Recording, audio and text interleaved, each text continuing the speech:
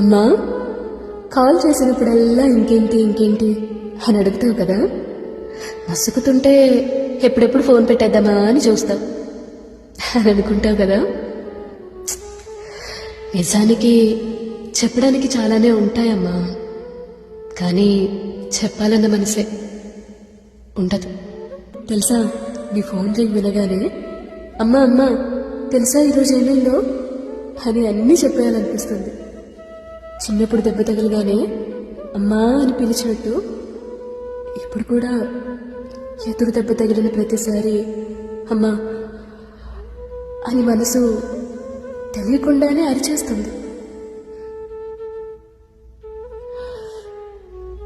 School bag బరువయ్యి గాయమైన భుజాన్ని చూపించినంత చదవగా బాధ్యతల బరువై గాయపడుతున్న మనసుని చూపించలేకపోతున్నా.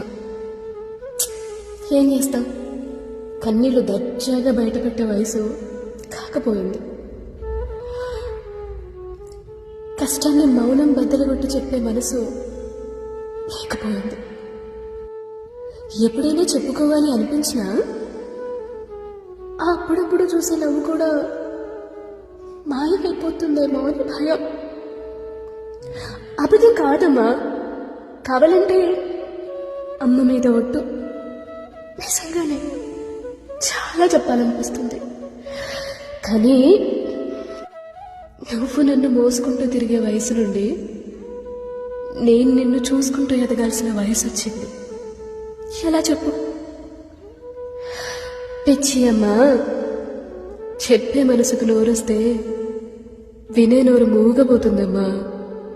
అందుకే ఎక్కువసేపు మాట్లాడలేను, ఏమనుకోకు. సారీ.